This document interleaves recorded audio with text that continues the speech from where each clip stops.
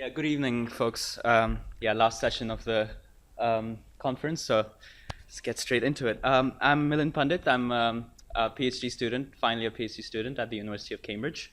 And today I'll be talking about immunity to temperature fluctuations in weakly coupled MEMS resonators. Yeah, so with the outline, I'll first go into a bit of background on mode localized resonators and weakly coupled resonators. Look into some of the common mode rejection that we should expect from them, then go into the experimental section and show you the experimental setup, and then conclude with the results and discussion on this matter. So let's get straight into it. So one of the major issues with silicon-based MEMS resonators is their temperature dependence.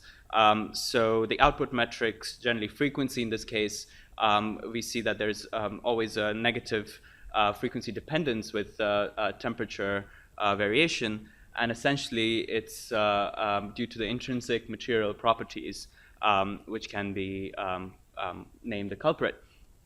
Over the years, some of the two of the major state-of-the-art as to how to overcome this temperature dependence have been either oven control or temperature compensation.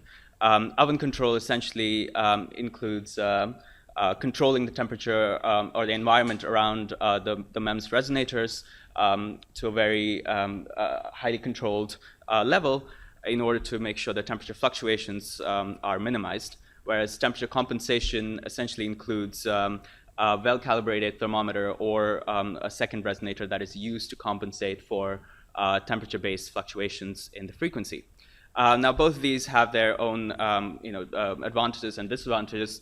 One of the issues with oven control, obviously, is that it's active control, which means it does require external circuitry and a lot more power, and its stability is dependent on the size of the enclosure.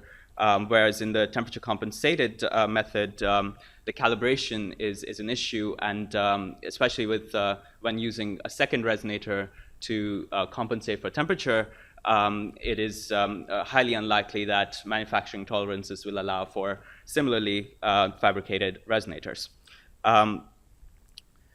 So I want to introduce mode localization in weakly coupled resonators as a passive way of compensating for temperature, or a passive common mode rejection topic. The way this essentially can be explained is best through an energy perspective. If we take two resonators that are similar, and couple them weakly with the coupling spring Kc, we see that the energy is equally distributed between the two of them. Upon applying a perturbation in the system, either it be stiffness, which is in this case, or it can be mass, we can see that the energy gets localized, spatially localized to one or the other resonator. And this can be sensed through a ratiometric amplitude measurement, and we just like to call them amplitude ratio. So upon applying perturbations, we see that the way the amplitude ratio varies is shown here. In the center is a symmetric case where there's no perturbation that's added. The amplitude ratio would be equal to 1. And on either sides, we see that they vary in this sort of a manner. On the other side, the frequency is a bit different from a single resonator system, and this is called the Veering plot, primarily because we see that the two modes that interact with each other veer away around the zero perturbation area, and this is quite important with respect to the weakly coupled resonators.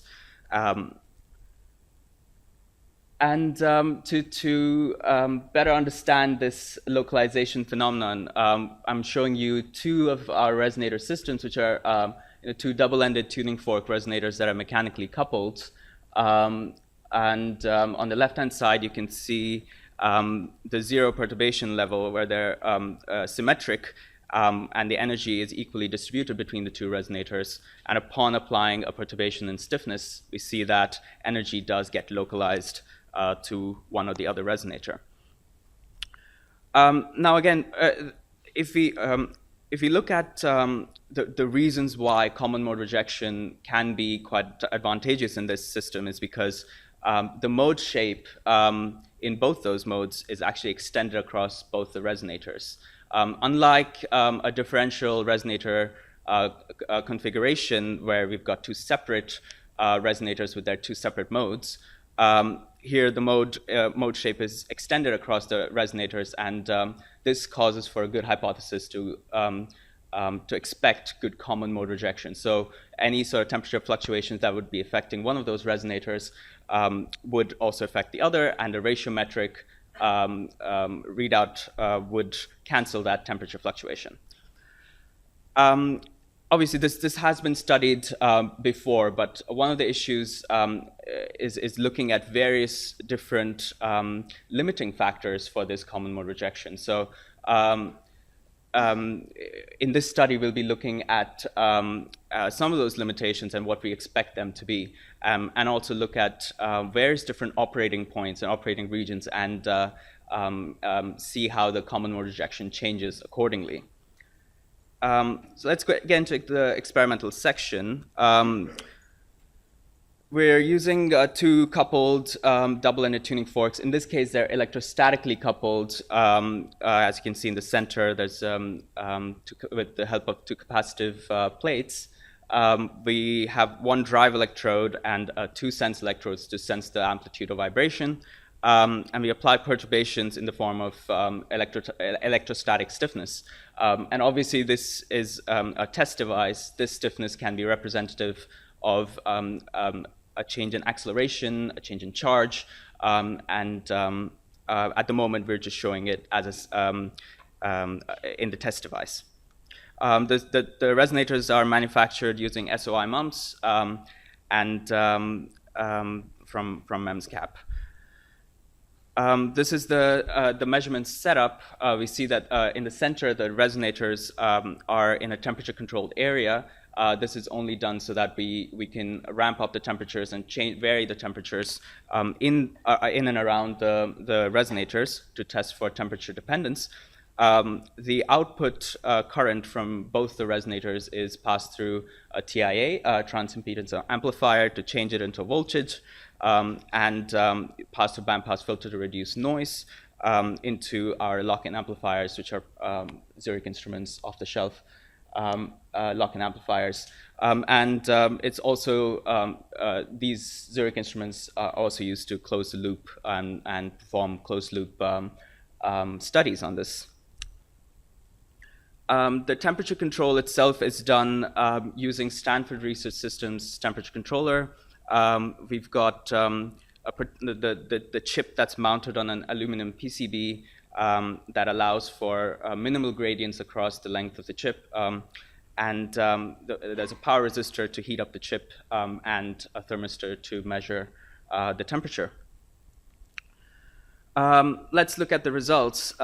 So these are 6 different temperatures that we've tested our devices for, and we've measured both amplitude ratio and frequency in these devices. On the right-hand side, you can see that the frequency varies negatively, so there's with the increase in temperature, whereas the amplitude ratio it's a bit harder to decode just from this plot. But just right off the bat, we can see that the amplitude ratio is definitely varying a lot less as compared to the frequency in this case. The other metric that we wanted to see was the change in sensitivity. So we see that the amplitude ratio, the sensitivity to amplitude ratio increases with the increase of amplitude ratio as an operating point. And at lower amplitude ratios, we see that the sensitivity of the frequency increases. So there's clearly 2 different operating points in this particular device for to measure amplitude ratio as an output metric and frequency as an output metric. And we also put together a cross-sensitivity metric, which is the sensitivity of each of those output metrics to change in temperature. And here we can see a better picture. On the left is the amplitude ratio, and we can see that there's an increase in the cross-sensitivity, so there's more sensitivity to change in temperature. towards higher amplitude ratios. Whereas in the frequency cross sensitivities, we can see there's a almost constant value, which is very close to a single resonator of negative 30 ppm, but in this case, it's about negative 43 ppm per degree centigrade.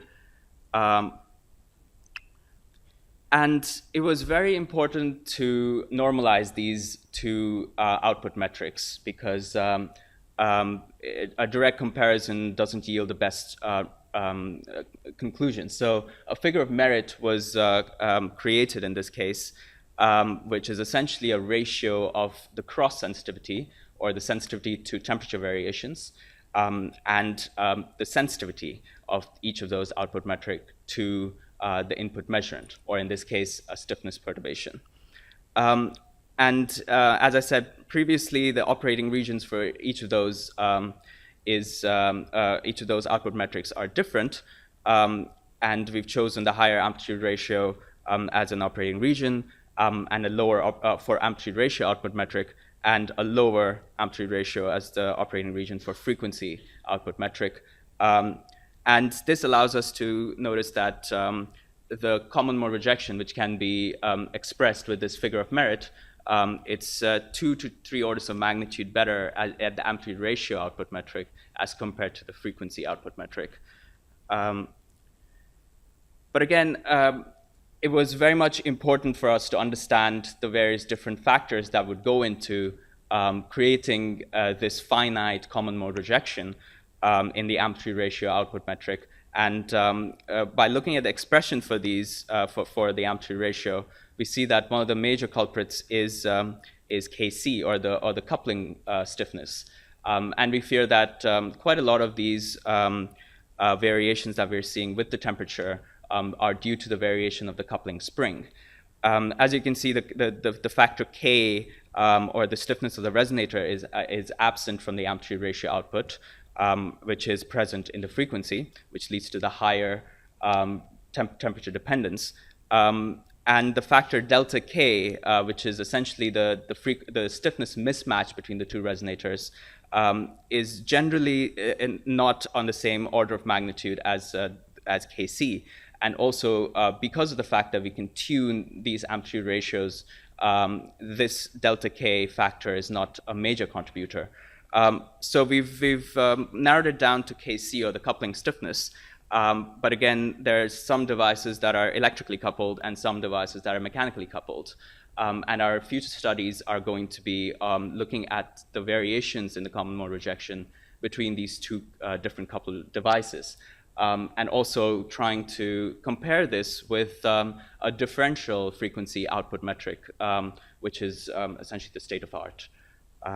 At this point, I'd like to conclude and thank the team as well as our funding bodies, and any questions.